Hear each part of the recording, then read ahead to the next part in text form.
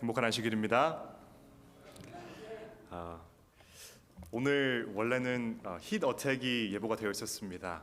90도가 넘어서 95도에 육박하는 예보가 되어 있었는데요. 혹시 오늘 아침부터 비가 내리는 거 보셨습니까? 하나님께서 이 안식일에 저희가 예배드릴 때 너무 더울까봐 비를 통해서 이 안식일을 복되게 만들어 주셨습니다. 그것처럼 하나님께서 오늘 세리토스 교회에 이 늦은 비 성령을 내리시고 우리가 함께 예배를 드릴 때에 오직 주님께서 영광 받으시기를 기도합니다. 함께 말씀을 시작하기에 앞서서 잠시 기도하겠습니다. 하나님, 이 안식일 주님께 나아왔습니다. 주님의 목소리를 듣고 그 성령 하나님으로 말미암아 우리 삶의 변화를 결심하고자 하오니 주님께서 오늘 우리에게 직접 말씀하여 주십시오. 사랑하는 예수님의 이름으로 기도드렸습니다. 이번 기회는 저희가 출애굽기를 통해서 또 교과 공부를 하면서 그 속에 나타난 하나님의 섭리들을 배우고 있었습니다. 저도 개인적으로 교과 공부를 열심히 하고 있는데요. 그 중에서 제 개인적으로 하나님께서 말씀해 주셨던 그 섭리와 말씀이 너무 좋아서 오늘 나누고자 썼습니다. 오늘의 출애굽기 14장의 말씀이고요. 이스라엘이 홍해를 건너는 순간의 말씀입니다. 시작하면서 함께 제가 한번 봉독하도록 하겠습니다. 출애굽기 14장 8절입니다. 여호와께서 애굽 왕 바로의 마음을 완악하게 하셨으므로 그가 이스라엘 자손의 뒤를 따르니 이스라엘 자손이 담대히 나갔습니다. 애굽 사람들과 바로의 말들, 병거들과 그 마병과 그 군대가 그들의 뒤를 따라 바알스본 맞은편 비하히롯 곁 해변 그들이 장막 진대에 이르니라. 바로가 가까이 올 때에 이스라엘 자손이 눈을 들어 본즉 애굽 사람들이 자기들 뒤에 이른지라. 이스라엘 자손이 심히 두려워하여 여호와께 부르짖고 그들이 또 모세에게 이르되 애굽에 매장지가 없어서 당신이 우리를 이끌어내어 이 광야에서 죽게 하느냐. 어찌하여 당신이 우리를 애굽에서 이끌어내어 우리에게 이같이 하느냐. 우리에게 애굽에서 당신에게 이른 말이 이것이 아니냐. 이르기를 우리를 내버려 두라. 애굽 사람을 섬기는 것이 광야에서 죽는 것보다 낫겠노라. 저는 아직 나이가 많이 어립니다. 곧 27살이 되는데요. 그래서 손자 같으시죠? 그래서 제 인생에서 장지를 많이 가본 경험이 없습니다. 제 인생의 가장 첫 번째 이 장지에 대한 경험은 제가 태어나기 전에 돌아가셨던 할아버지 묘비에 항상 찾아가서 추모 예배를 드리는 것으로 시작이 됐습니다. 실제로 장례식을 드리는 건 한 고등학교 3학년 대학교 들어가기 전에 처음이었던 것 같아요. 저희 친척분 중 어르신께서 돌아가셔서 실제로 영정사진을 들고 장지에 갔었습니다. 그때는 그 장례식에 대한 경험이 처음이었고 또 직접 내가 사랑하는 사람을 그 장지에 묻는다는 것이 너무나 한편으로는 충격적인 경험이었기 때문에 울기도 많이 울었고 조금 많이 충격적인 경험이었던 것 같아요. 근데 그러고 나서 전도사 생활을 하고 저희 세리토스 교회를 섬기게 되면서 조금 더 자주 장례식에 참여할 기회가 있었습니다. 가서 찬양을 인도하기도 하고 함께 그 유족들을 위로하기도 하면서 이런저런 경험을 하게 되었는데요. 그중 제가 가장 신기하게 생각했던 경험이 있습니다. 아마 작년 이맘때였던 것 같은데요. 장례식을 다시 한번 도와드리러 참석해서 이 로즈힐에 가게 되었습니다. 근데 갔는데 유족뿐만 아니라 함께 참석해 주시는 여러 손님들을 함께 인사드리고 인도해야 되는 상황이 찾아옵니다. 그러다 보면 예배드리는 순간 혹은 예배가 끝나고 그분들이 다시 차로 돌아가시면서 이런저런 고인에 대한 혹은 장례식에 대한 말씀들을 하시는 것을 듣게 됩니다. 근데 제가 한 번은 저희 교인이신 아니셨던 것 같아요. 한 번은 어떤 그 손님 두세 분께서 그 장례식에 대해서 이런저런 코멘트를 하시는 걸 듣게 되었습니다. 근데 고인에 대한 코멘트는 아니었어요. 바로 이런 질문이었습니다. 그래서 이번 장지는 얼마 정도 하고 주고 샀대? 이런 질문이었습니다. 저는 그 전까지는 장지를 돈 주고 사는지 몰랐어요. 그냥 나라에서 하나씩 공짜로 나눠주는 줄 알았습니다.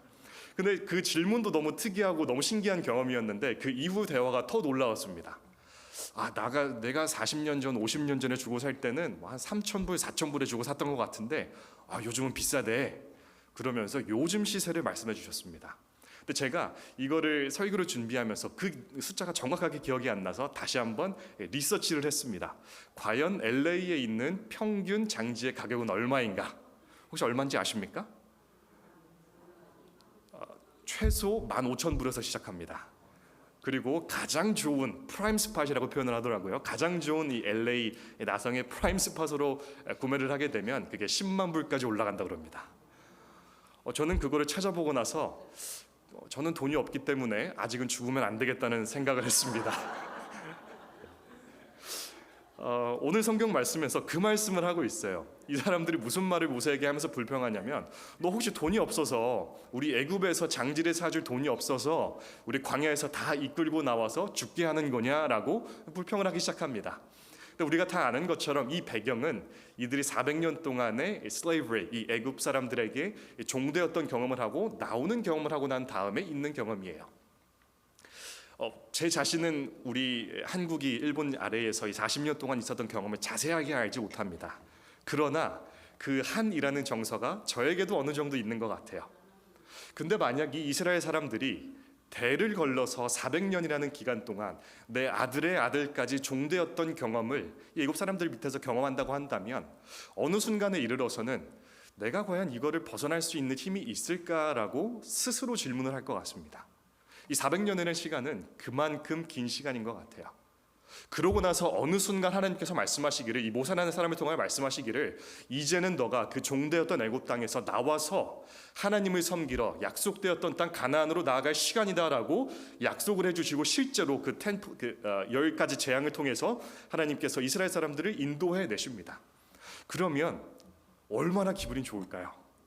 내가 지금 이게 하고 있는 게 꿈인지 생시인지 확실하게 알지도 못할 것 같고, 너무 기분이 좋아서 아마 날아갈 것 같은 그런 생일 선물을 받은 것 같은 기분일 겁니다.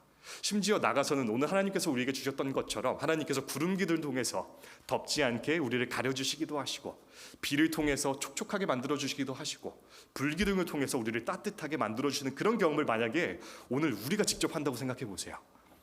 그러면 얼마나 기분이 좋겠습니까? 혹시 그런데 그렇게 모든 것이 완벽했던 하루를 경험해 본 적이 있으십니까? 제가 좋아하는 한국 소설 중에 운수 좋은 날이라는 소설이 있습니다. 운수 좋은 날이라는 소설은 하루가 완벽하게 시작되었던 한 남자가 모든 것을 잃게 되는 그런 이야기죠. 이 이스라엘 사람들 또한 이 400년간의 노예 생활을 끝내고 하나님께서 직접 내 삶에 살아계신 것들을 내가 두 눈으로 증거하면서 산을 올라갔는데, 산을 내려가자마자 내 앞에 약속된 땅이 펼쳐질 것으로 믿었는데, 내려가자마자 보이는 것이 바로 홍해였던 것입니다. 잠깐 여기서 우리가 이 이스라엘 사람들이 얼마나 기분 나빴을지 한번 생각해 보시면 좋을 것 같아요. 아니, 이거를 다 약속해 주셔서 내가 그거 다 버리고 나왔는데 내 앞에 하나님께서 홍해를 가로막으실 때에 그 기분이 과연 어떠하였을까? 저는 여기서 이상한 질문이 생겼습니다. 그래서 과연 홍해는 어디입니까? 라는 질문이 생겼어요. 혹시 홍해가 어딘지 아십니까? 쪼매난 강인가요? 저기가 로고스라고 하는 이 성경 연구 컴퓨터 프로그램입니다. 거기에다가 홍해를 통한 이스라엘의 출애굽 지도를 보여줘 이렇게 하면은 이 지도를 보여줍니다. 근데 지도에 혹시 선이 몇 개 보이세요? 3개가 보입니다. 그럼 그 셋 중에 어디가 홍해였을까요? 맨 밑입니까? 그 맨 밑에 가장 크게 보이는 강처럼 보이는 것이 바로 현대의 홍해라고 보이는 강이자 호수, 그 바다입니다.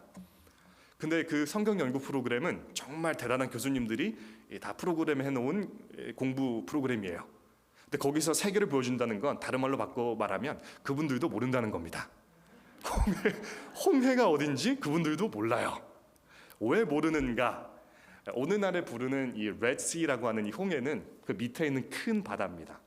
근데 여러 가지 이유가 있어요. 왜 그 홍해가 그때 몇천 년 전에 이스라엘 사람들이 건넜던 그 홍해가 아닐 수도 있는지, 그럼 과연 홍해는 어디인지에 대한 힌트를 오늘 잠깐 공부해 보려고 합니다. 과연 오늘 홍해가 어디인가? 첫 번째 힌트입니다. 한 장을 거슬러 올라가면 출애굽기 13장에 하나님께서 이런 말씀을 주시는 것이 나옵니다. 바로가 백성을 보낸 후에 블레셋 사람의 땅에 이른 가까울지라도 하나님이 그들을 그 길로 인도하지 아니하셨으니, 이는 하나님이 말씀하시기를 이 백성이 전쟁을 하게 되면 마음을 돌이켜 애굽으로 돌아갈까 하셨습니다. 이 지도입니다. 제가 빨간색으로 동그라미를 쳐놓은 곳이 바로 그쯤 어디쯤이 바로 이 블레셋 사람들이 살고 있던 땅이에요. 근데 저기 파란색으로 그 줄들이 시작되는 곳이 바로 애굽 고센 땅입니다. 이 이스라엘 사람들이 거기서 통과를 해서 이 물을 건너서 저 빨간 쪽으로 가는 겁니다. 가나안 쪽은 그 빨간 쪽의 오른편에 있는 이 큰 땅이 바로 가나안 땅입니다. 그러면 단순하게 우리가 생각했을 때에 가장 짧은 길이 바로 어디죠? 연안을 따라서 쭉 올라가면 됩니다. 근데 쭉 올라가다 보면 누구를 만납니까? 블레셋 사람들을 만나게 돼요. 혹시 우리가 이후에 뭐 열왕기상, 뭐 역대상 하를 통해서 나오는 블레셋과 이스라엘의 관계가 어떻습니까? 맨날 지지고 볶고 못 살죠. 하나님께서 이 사람들에게, 이스라엘들에게 너네가 가장 짧은 길로 갔을 때는 저 길이야. 그런데 그렇게 너네가 했을 때에 만나게 될 사람들이 블레셋 사람들인데, 연구가들이 나중에 말하기를 블레셋 사람들이 이 한 그룹의 이스라엘 사람들을 보고 생각할 것은 바로 이 사람들은 애굽에서 도망쳐 나온 노예들이기 때문에 우리가 잡아서 노예로 만들든 아니면 우리가 이 사람들을 모두 살해해서 위협을 제거하든 하였을 것이다 라고 연구해 놓은 것이 발견이 됩니다. 즉 하나님께서 말씀하시기를 너네 짧은 길로 가는 거 좋은데 그러다가 너네 다 죽을 수도 있다라고 말씀하시는 거예요. 그렇게 되면 아마 뭐 첫 번째 저 초록색 라인은 아닐 수도 있겠죠. 아니면 저렇게 조그마한 강을 건너서 바로 밑으로 삥삥 돌아가는 40년간의 여정을 거쳤을 겁니다. 그럼 과연 홍해는 어디인가? 두 번째 힌트입니다. 홍해가 혹시 깊을까요? 얕을까요? 깊다고 생각하십니까? 얕다고 생각하십니까? 무릎까지 올 거라고 생각하시죠? 제가 한국에서 부모님과 여행을 한번 간 적이 있습니다. 근데 진도 쪽에 내려가면, 진도 쪽이었던 것 같아요. 남해 쪽으로 내려가게 되면 얕은 바다가 하나 나옵니다. 섬까지 건너갈 수 있는 바다인데 계절이 되면 뭐 가을마다 겨울마다 그 물이 나눠집니다. 그래서 묻이 드러나고 그거를 걸어서 사람들이 건널 수 있어요. 그래서 제가 어릴 때 뭐라고 들었냐면 홍해가 바로 이런 것이야. 계절이 되면 혹은 과학적인 원리에 따라 말도 안 되는 게 아니라 이렇게 묻으로 물이 드러나고 그렇게 사람들이 건너갔을 거야 라고 들었습니다. 제가 그런 줄 알았습니다. 근데 제가 이번에 공부를 하면서 무슨 생각을 하게 되었냐면, 책에서 무슨 말을 하게 되었냐면, 그렇게 물이 만약에 얕았으면 이스라엘 사람들은 다 건널 수 있었겠죠. 그럼 애굽 사람들은 못 건넜겠습니까? 잘 건넜겠죠. 나중에 애굽 사람들이 1 million men, 수만 명이 이 물에서 죽었다라고 성경은 기록합니다.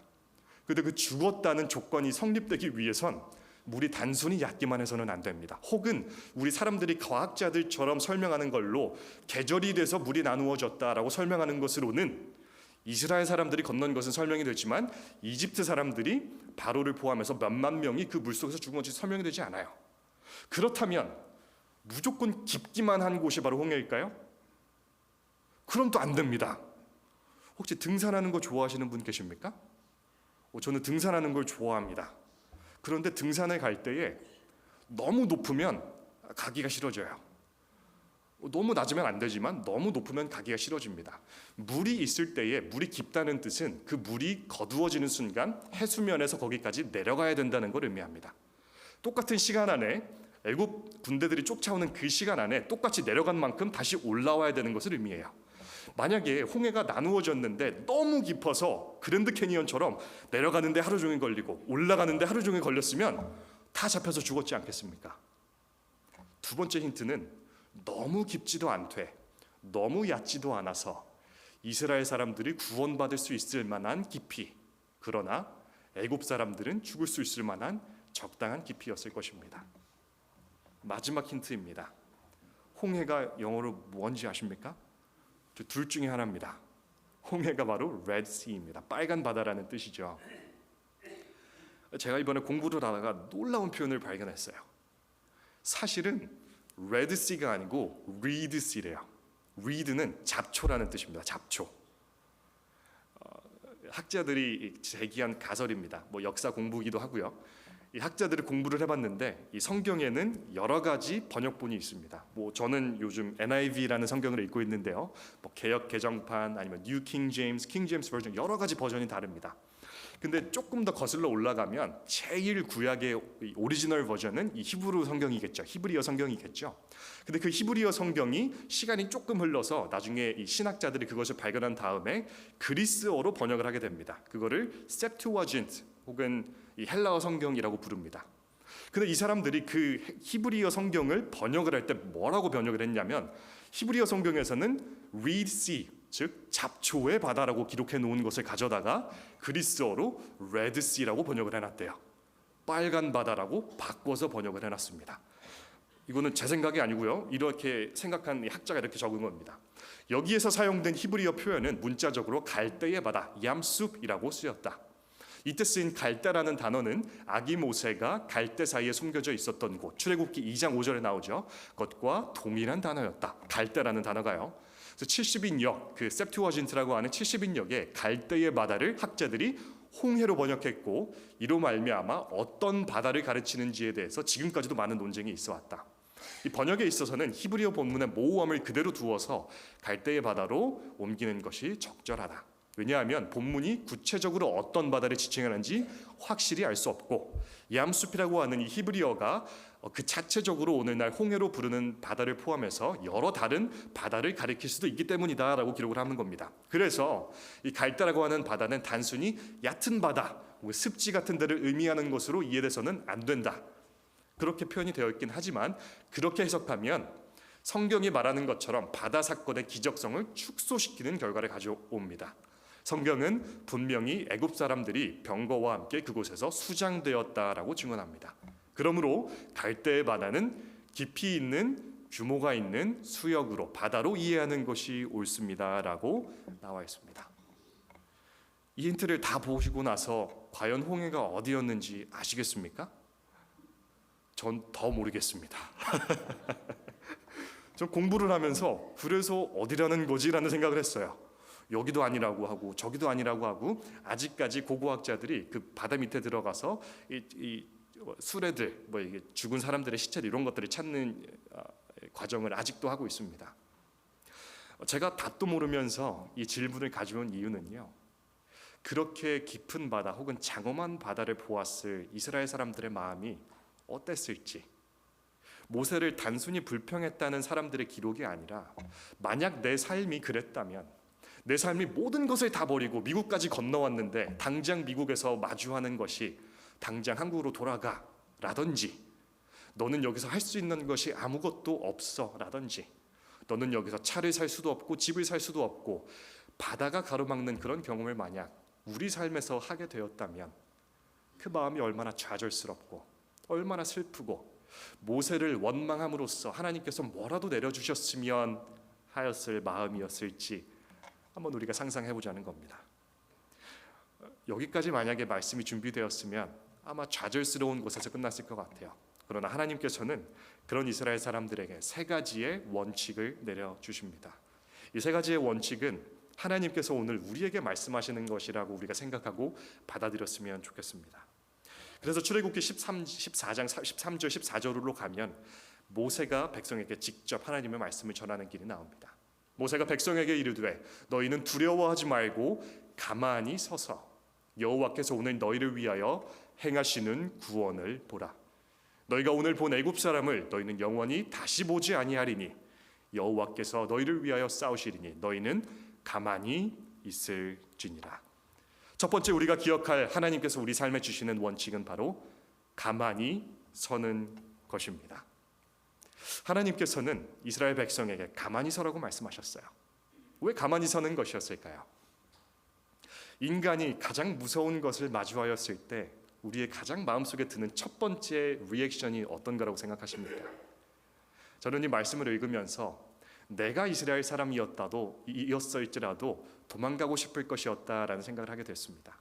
인간이 호랑이를 마주쳤을 때, 아니면 인간이 내가 넘지 못할 큰 산을 마주쳤을 때 당연하게 드는 마음은 내가 큰 산을 정복하겠다는 마음이 아니라 다시 돌아가서 편한 집에서 쉬고 싶다라는 마음이었을 것입니다. 이스라엘이 그 장엄한 홍해바다를 경험했을 때에 당연히 이들은 뒤로 돌아서서 도망치고 싶었어요. 그랬기 때문에 모세에게 말했습니다. 우리를 지금이라도 이스라엘 애굽으로 돌아가게 해달라고 애원하고 간청했습니다. 하나님께서는 그런 이스라엘에게 첫 번째 말씀하신 것이 바로 그 자리에 한 발자국도 움직이지 말고 가만히 서라고 말씀하셨습니다. 그 이유인즉슨 인생에서 너가 한 발자국 앞으로 움직이지 못한다고 느낄 때 내가 너를 강요하지 않겠다.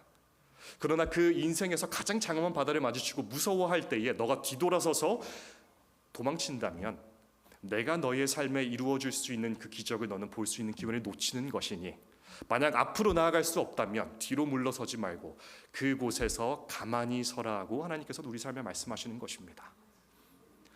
만약 우리 세리토스 교회에 앞으로 주어진 과제가, 혹은 우리의 개인의 인생에 앞으로 주어진 과제가 너무나도 장엄하고 앞이 보이지 않는 그런 깜깜한 터널 같다면, 오늘 우리에게 하나님께서 말씀하시는 것은 가만히 서서 하나님의 구원을 목격하고 증언하라는 명령입니다. 그 명령에 따라 우리가 움직이지 않고 주님께 기도하는 세리토스가 되었으면 좋겠습니다. 두 번째 우리에게 주시는 명령은 바로 구원을 보라는 것입니다. 그러나 단순히 보는 것이 아니라 바로 하나님께서 오늘 너희를 위하여 행하시는 구원을 너희가 두 눈을 떠서 똑똑히 보라는 것입니다. 잠시 여기서 다른 성경의 이야기로 가고자 합니다. 성경에는 하나님께서 다시 한번 눈을 뜨게 해주셨던 경험이 많이 나옵니다. 그중 선지자 엘리사와 그 종의 경험을 잠깐 나누고자 합니다. 이 선지자 엘리사와 이 종이 이스라엘을 지키고 있을 때에 아람 군대가 쳐들어오는 것을 이들이 목격하게 됩니다. 그러나 엘리사는 하나도 무서워하지 않았어요. 그러나 그런 선지자 엘리사와는 달리 이 엘리사의 종은 그곳을 서서 무서워하며 하나님께서 과연 나를 향하여 준비하신 플랜이 무엇인지, 구원에 대한 계획이 무엇인지 질문합니다. 그때 엘리사가 이렇게 기도를 합니다. 여호와여, 내가 원하건대 그의 눈을 열어서 보게 하옵소서 하니, 여호와께서 그 청년의 눈을 여심해 그가 보니 불말과 불병거가 산에 가득하여 엘리사를 둘렀더라. 두 번째 하나님께서 오늘 우리에게 주시는 말씀은 바로 눈을 열라는 것입니다.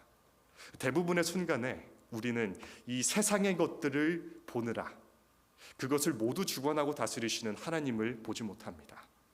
그러나 성경이 분명하게 우리에게 말하여 일러주는 것은, 우리가 우리의 영적인 눈을 뜰 때에, 우리가 우리의 하나님께 우리의 눈을 뜨게 해달라고 부탁드릴 때에 하나님께서는 우리의 눈을 뜨게 해주실 것이며, 그 영적인 눈은 우리의 장애물들을 둘러싸고 있는, 아니면 그 모든 것들을 주관하고 있는 하나님의 손을 보게 하실 것이며 우리의 두려움을 물러가게 하실 것이라고 약속하시는 것입니다.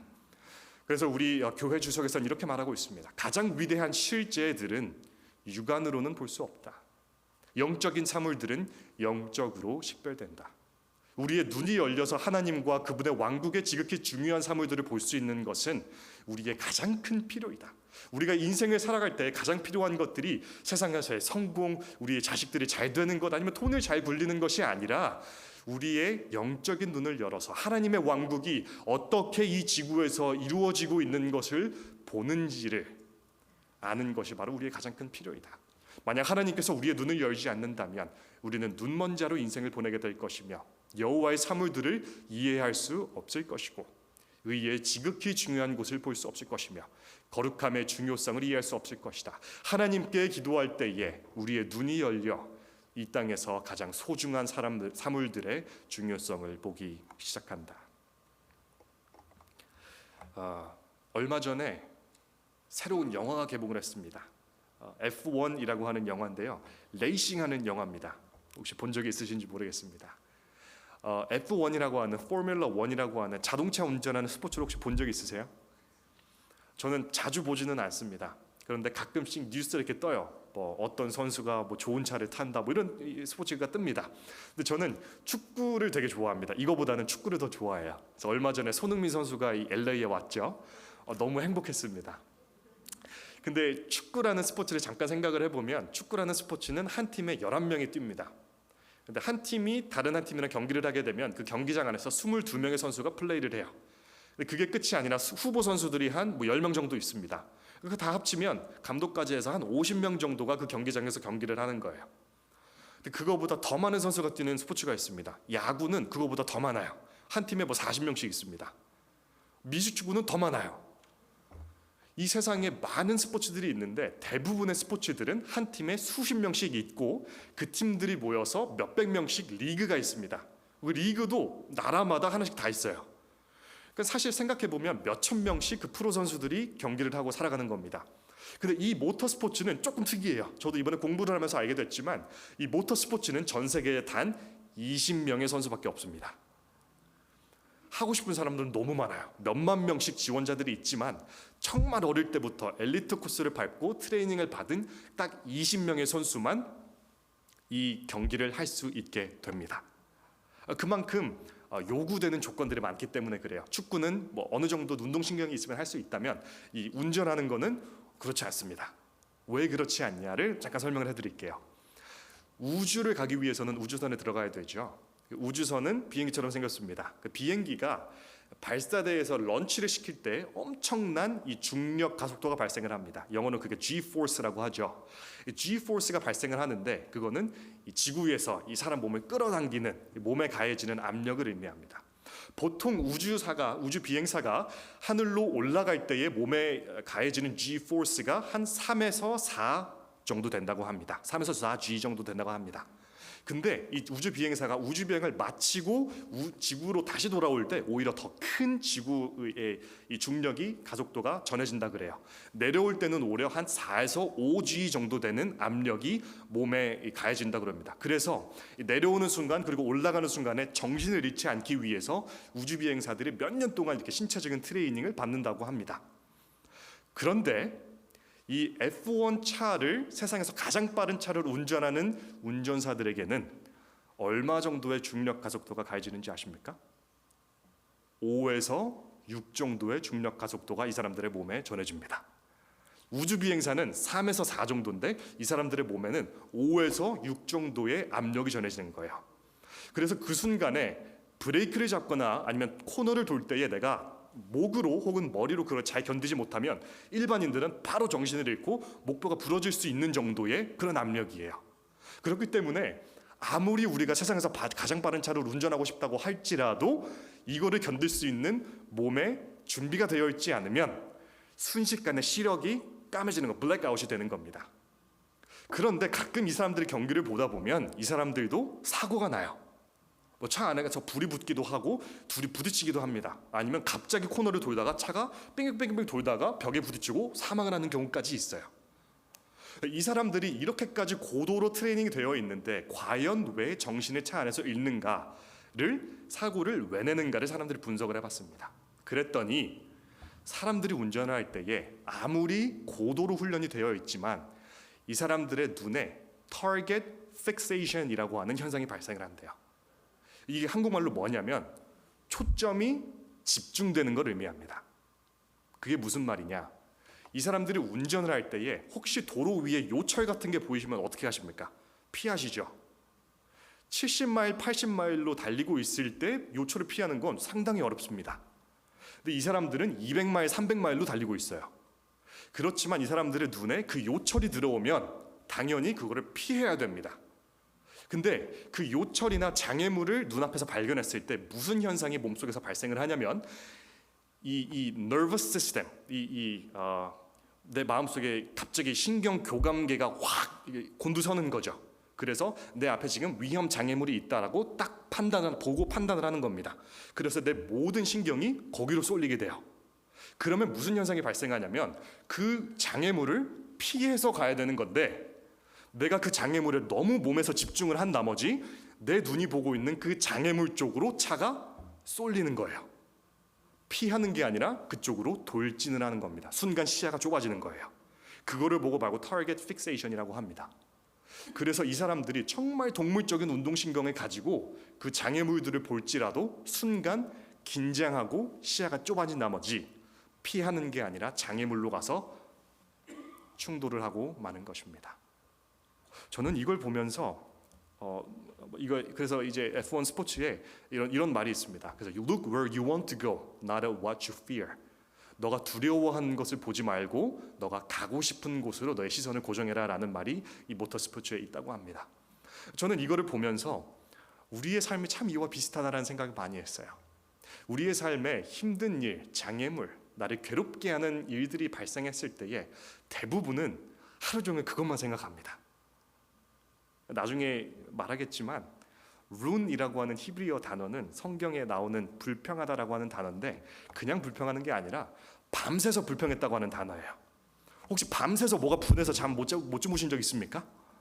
막 밤새서 막 화가 나고 불평이 막 나오고 그 사람은 그때 왜 그런 말을 한 거지? 막 스스로 질문하게 되는 불평이 끊임없이 나오는 상황을 바로 히브리어로 룬이라 그래요. 이 사람들이 그랬대요. 그런 상황이 발생했을 때에 대부분은 하나님을 바라보는 것이 아니라 그대 인생의 장애물을 바라봄으로 내 시야가 좁아진다는 겁니다. 그래서 하나님께서 분명히 우리가 돌아갈 수 있는 그 장애물을 피할 수 있는 길을 옆에 내주셨음에도 우리의 시선이 너무 장애물로 고정된 나머지 그 장애물을 생각하며 내 인생이 망가진다는 겁니다. 하나님께서 말씀하시기를 눈을 좀 떠라. 너가 눈 뜨고 다니는 건 알겠는데 그 장애물을 볼 때의 시야가 좁아지는 것 말고 그 곁의 시야에서 너의 시야가 넓어졌을 때에 나의 손이 너를 위하여 어떻게 길을 예비하고 있는지를 너가 좀 봐라라고 우리에게 초대하고 있으신 겁니다. 그래서 오늘 안식일 혹시 이러한 홍해를 우리 삶에 마주하고 계시다면 잠시 눈을 떠서 하나님께서 우리에게 허락하시는 영적인 눈을 통하여 하나님께서 어떻게 역사하고 있으신지를 바라보고 믿을 수 있는 우리 세리토스가 되기를 예수님의 이름으로 기도합니다. 마지막 우리가 기억해야 될 것은 바로 be still입니다. be still. 가만히 있어라. 하나님께서 성경절을 통해서 말씀하시기를 너는 가만히 서서 여호와께서 너에게 행하시는 구원을 보라. 근데 그 가장 마지막에 뭐라고 말씀하시냐면 내가 너를 위해서 싸우겠으니 너는 좀 가만히 있어라 라고 말씀을 하세요. 근데 이게 한국말로 봐도 저는 좀 헷갈립니다. 왜냐하면 가만히 서 있어라고 말씀하셨는데 마지막에 또 뭐라 그러세요? 가만히 좀 있어라 라고 말씀을 하십니다. 영어로 봐도 똑같아요. 첫 번째는 stand firm입니다. 근데 마지막에는 be still이에요. 제가 짧은 영어 지식으로 알기에는 그게 두 말이 똑같은 말입니다. 그래서 제가 왜 하나님께서 그거를 두 번 반복을 하셨을까? 그렇게 가만히 서 있는 게 진짜 중요한가 싶어서 이 히브리어 단어를 다시 한번 찾아봤습니다. 그랬더니 이 be still, 마지막 가만히 있을지어다라고 하는 히브리어 단어는 조금 다른 히브리어 단어가 쓰였어요. 두 개가 다른 단어입니다. 첫 번째 가만히 서 있어라는 건 진짜 가만히 서 있으라고 하신 말씀이셨어요. 근데 마지막으로 하나님께서 말씀하신 be still, 가만히 있을지어다라는 단어는 히브리어 하라시라고 쓰였습니다. 근데 그 하라시라는 단어는 가만히 있다라는 뜻이 있는데 그게 지리적인 가만히 있음이 아니에요. be quiet, 소리적인 가만히 있음입니다. 이게 무슨 뜻입니까? 그러면 조용히 좀 해 라는 뜻입니다. 하나님께서 이스라엘 사람들에게 말씀하시기를 너 불평하는 거 밤새서 컴플레인하는 거 조용히 좀 해라라고 말씀하시는 거예요. 대부분의 우리는 불평을 합니다. 불평을 하고 그거를 우리의 기도에도 그대로 옮깁니다. 하나님, 내가 왜 이 상황에 처해야 되는지 모르겠습니다. 하나님, 왜 이런 것들을 내 삶에 허락하십니까? 하나님, 되도록이면 그 사람 좀 내 삶에서 치워주십시오. 하나님, 되도록이면 내 불평이 안 나오도록 좀 해주세요라고 불평합니다. 근데 그게 물론 우리의 기도의 좋은 기능이긴 합니다. 우리가 내 마음속에 있는 걸 하나님께 다 털어놓는 것이 기도의 가장 좋은 기능이긴 합니다. 그러나 성경에서 또 다르게 말하는 기도의 순기능은 우리가 잠시 조용히 하는 거예요. 우리가 불평하는 것을 멈추고 잠시 생각하는 것을 멈추고 그러면 하나님께서 나를 위해서 준비하신 것이 무엇인지 그 목소리를 듣기 위해서 조용히 하는 시간이 필요합니다. 그렇기 때문에 하나님께서는 우리에게 가만히 서서 눈을 뜨고 보되 불평하지 말고 나의 목소리를 들을지어다라고 초청하는 것입니다. 이거는 뭐 조금 안 맞을 수도 있는 말이지만 아인슈타인은 그렇게 말했어요. There are only two ways to live your life. One is as though nothing is a miracle, but the other is as though everything is a miracle. 인생에 사는데 두 가지 방법이 있는데 첫 번째는 세상에 사는데 기적이라는 게 뭐가 있어? 라고 기적을 믿지 않으면서 사는 것. 다른 한 가지 방법은 하나님께서 이 기적을 내 삶에 이루어 주실 것이라고 강하게 믿으면서 사는 것이다 라고 말을 했습니다. 그 세 가지 원칙을 하나님께서 제시하신 이후에 하나님께서는 드디어 홍해를 직접 가르기 시작하십니다. 모세가 바다 위로 손을 내밀매 여호와께서 큰 동풍이 밤새도록 바닷물을 물러가게 하시니 물이 갈라져 바다가 마른 땅이 된지라. 제가 이 말씀을 전하기 전에 잠시 한 가지 영상을 보여드리겠습니다. 장로님, 이게 소리가 나오는 영상입니다. 좀 부탁드리겠습니다. 제가 이번 연도 야영에 캠미링을 가서 친구 목사님을 만나게 됐습니다. 친구 목사님이 미국에서 태어난 제러드 청이라고 하는 너무 좋은 목사님이에요. 같이 학교를 다녔습니다. 근데 그 목사님은 의대를 합격하고 나서 신학을 하겠다고 의대를 포기하고 목회를 시작한 목사님입니다. 저랑 동갑이에요. 그래서 지금 오스트레일리아로 가서 이제 목회를 시작을 했습니다. 그 목사님께서 이번에 오셔서 말씀을 전했는데 자기의 친구에게 일어난 정말 믿기지 않는 일을 나눈 것입니다. 어떤 일이냐면요. 뉴스에 나온 일입니다. 브라이언이라고 하는 한 청년이 있었어요. 이 친구는 블랙스미트, 그러니까 도끼 만들고 뭐 망치 만드는 대장장입니다. 네, 대장장입니다. 근데 이 친구가 가지고 있는 가장 좋은 취미가 하나 있는데 바로 바다에 나가서 서핑을 즐기는 거예요. 다들 코스트 연안에 살기 때문에 가서 서핑을 즐기는 것을 상당히 좋아한다고 합니다. 그런데 서퍼들에게는 두 가지 가장 무서워하는 게 있대요. 저도 몰랐습니다. 근데 이 서퍼들에게 따르 의하면 이 가장 두려워하는 두 가지가 바로 첫 번째 상어라고 합니다. 그래서 상어가 출몰한다는 뉴스만 뜨면 경보만 뜨면 절대로 물에 얼씬도 하지 않는다 그럽니다. 두 번째가 뭐냐면 피예요. 피. 상어가 안 보이는데 갑자기 바다에서 피가 보인다. 사람이 주위에 있다. 그러면 밑에서 뭐 샤크 어택, 상어가 사람을 공격한 거예요. 그렇기 때문에 절대로 바다에 들어가지 않는다고 합니다. 그런데 하루는 날씨가 너무 기가 막히게 좋았대요. 뭐 상어 경보도 없었고 뭐 아무것도 없었답니다. 그래서 서핑보드를 가지고 바다로 서핑을 하러 들어갔습니다.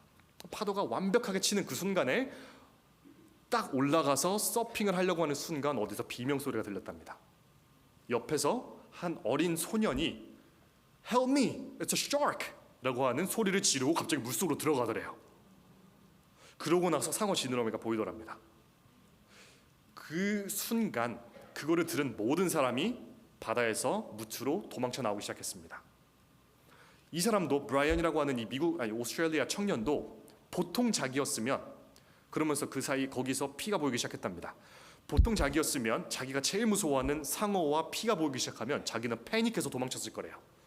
근데 그 순간 갑자기 하나님께서 내 마음을 움직이셨다라고 나중에 간증을 하는 게 나옵니다. 갑자기 성령 하나님께서 내 마음을 움직이셔서 내가 해안 쪽으로 도망가려고 헤엄을 치는 것이 아니라 그 상어 쪽으로 헤엄을 치기 시작했대요. 그리고 나서 상어에게 다다라서 한쪽 팔이 물려서 물속으로 끌려 들어가는 그 소년을 잡고 다른 한 손으로 상어한테 펀치를 날리기 시작했답니다. 상어에게 너 이놈 잡시 이러면서 이렇게 펀치를 날리기 시작했대요. 그러더니 상어가 팔에 놓더랍니다. 그래서 그 순간에 계속해서 펀치를 하면서 다른 한 손으로는 지혈을 했대요. 대부분의 사람들이 상어 때문에 물속에서 익사하는 것이 아니라 아니면 뭐 잘려서 죽는 게 아니라 물리고 난 다음에 이 피를 너무 많이 흘려서 죽는다 그럽니다. 그걸 알았기 때문에 이 사람이 한 손으로는 지혈을 계속하면서 한 손으로는 상어를 계속 쳤대요. 도망가라고. 그러고 나서 상어가 어느 정도 떨어지자마자 지혈이 멈추자마자 이 알을 들쳐업고 수영을 해서 해안가로 도망쳐 나오기 시작을 합니다. 그런데 이거 지금 보여드릴 거예요. 그래서 그 영상을 보시면서 이제 상어가 보이고 아이가 빠집니다. 그런데 그 이후에 이 사람들이 해안가로 도망쳐 나오는 걸어서 나오는 순간을 한번 보시기 바랍니다. To the rescue of a teenage boy mauled by a shark in the state's north. The predator stalked the 16-year-old, then struck surfers and an off-duty paramedic, saving the boy's life. A flash of fin, then he's gone. This is the moment a 16-year-old swimmer is pulled under the water by a shark. It was terrifying. It just screamed for help at the top. 이게 그 소년입니다. Holy sh**. Cabarita Beach, just north of Byron Bay, late yesterday afternoon, and nearby surfers launch into action. Oh my God, that's the shark. That's the shark. They need to act fast, dragging the boy towards the shore with the predator right behind them. It's within striking distance, but hits the sand and retreats. 혹시 보셨습니까 방금? 화면이 조금 흐릿합니다. 그게 캡처가 됐는데 그걸 찍던 사람이 있었는데 상어 핀이 보이고 아이가 밑으로 빠집니다. 그러고 나서 아이를 데리고 나오는 게 다시 찍혔는데 바로 이 순간이거든요. 아이를 업고 나오는데 뒤에 혹시 첨벙하고 뭐 지나가는 거 보셨어요? 상어가 거기서부터 해안까지 따라왔어요. 그리고 이 사람들이 발을 해안에서 떼자마자 슉 하고 다시 바다로 돌아가는 게 찍혔습니다. 바다가 갑자기 무섭지 않으십니까? 대부분의 경우에 우리가 잊고 사는 게 우리가 바다에서 살아갈 때에 아니면 세상에서 살아갈 때에 상어가 얼마나 가까이 있는지를 우리가 사단이 얼마나 가까이 있는지를 우리가 잊고 사는 것 같아요. 사단에게 한 번 물릴 수 있습니다. 그걸 털고 나올 수 있어요. 그런데 하나님의 보호하심이 이 영상처럼 없다면 상어는 바로 옆에서 이스라엘 사람들을, 우리 세리토스 사람들을, 하나님의 사람들을 다시 물고 바닷속으로 끌어가려고 사단은 한시도 빼놓지 않고 기다리고 있었던 거예요. 그런데 그 모든 사람들을 하나님께서 천사를 통하여, 성령님을 통하여 지키신 겁니다. 하나님께서 말씀하시기를 내가 큰 동풍으로 밤새도록 바닷물을 물러가게 할지니라 라고 말씀하십니다. 저는 이 성경절을 읽으면서 처음으로 하나님께서 밤새도록 하셨다는 걸 깨달았어요. 그 전에는 그냥 하나님께서 멋있는 영화에서 나오는 것처럼 모세를 통해서 지팡이 딱 치면 바다가 쫙 갈라지는 줄 알았습니다. 근데 그게 아니라 하나님께서 말씀하시기를 내가 큰 동풍을 보낼 텐데 그 바람이 밤새도록 바다를 가를 것이니 그제서야 너가 그 바다를, 너가 가장 무서워하는 그 바다를 건널지니라 라고 말씀을 하시는 겁니다. 후에 기록된 것이지만 이스라엘 사람들은 바다를 너무나 무서워했다라고 나와 있어요. 우리들처럼 상어를 무서워하고 바다를 너무 무서워했대요. 이들은 농업을 짓고 농사를 짓고 사는 사람들이었기 때문에, 사막 사람들이었기 때문에 바다라는 컨셉을 생각했을 때에 너무 무서운 공포심을 느꼈다. 그래서 이사야서의 레비아단이라고 하는 바다의 괴물이 나오고, 요한계시록에 나오면 그래서 요한이 하늘나라로 갔더니 더 이상 바다가 없었더라라는 말씀을 기록해요. 그만큼 이 이스라엘 사람들에게 홍해는, 바다는 그냥 우리가 좋아하는 바다가 아니라 내 삶에 가장 두려운 큰 산이었던 겁니다. 근데 하나님께서 돌아가라고 안 하시고 내가 그 너의 가장 무서운 무서움을 밤새도록 치워주겠으니 너가 그 무서움을 딛고 일어서라 라고 말씀하시는 건데, 거기서 더 감동적인 부분은 바로 이 노란 글씨 큰 동풍입니다. 이곳에 이 큰 동풍이라고 하는 단어가 루아흐라고 쓰였어요. 루아흐가 무슨 단어인지 아십니까? 성령 하나님을 뜻하는 단어가 바로 루아흐입니다. 바람 같은 성령 하나님을 우리가 뜻할 때 성경에서 루아흐라고 기록했어요. 그래서 루아흐가 성경에 가장 맨 처음에 기록된 게 있습니다. 바로 창세기 1장 2절이에요. 땅이 혼돈하고 공허하며 흑암이 깊음 위에 있고 하나님의 영 루아흐는 수면 위에 운행하시니라. 우리의 삶이 혼돈하고 공허할 때에, 우리의 삶에 흑암이 두려운 것 같을 때에, 앞이 보이지 않고 무엇이 계획인지 어디가 길인지 보이지 않는 그 시간, 하나님의 바람, 하나님의 성령, 즉 하나님 그 자신은 이미 그 바다 위에서 밤새도록 우리를 위해서 길을 내고 계셨다는 겁니다. 그래서 그 똑같은 하나님께서 우리에게 오늘 말씀하시기를, 세리토스야, 사랑하는 수민아, 너가 인생에서 가장 무서워하는 것이 무엇이냐? 그것이 무엇이든 내가 나의 성령을 보내, 아니 내가 나의 아들을 보내, 아니 내가 내 자신을 통해 그 위험을, 그 장애물을, 그 무서움을 너의 삶에서 지워줄 것이니 너가 그 물을 지나감으로 침례를 받고 다시 하나님을 만난 새로운 그리스도인으로, 새로운 영으로 다시 태어나 이제는 너가 너의 삶을 자신 있게, 행복하게, 불평하지 않고 그러나 새로운 눈을 떠서 주 하나님을 바라보는 사람으로 너의 삶을 살아갈지니라 라고 우리에게 말씀을 하시는 것입니다. 그러니 오늘 안식일 이 모든 말씀을 우리가 기억하고 눈을 떠 살아가는 우리 세리토스 모든 교인이 되기를 기원하며 말씀 마치도록 하겠습니다.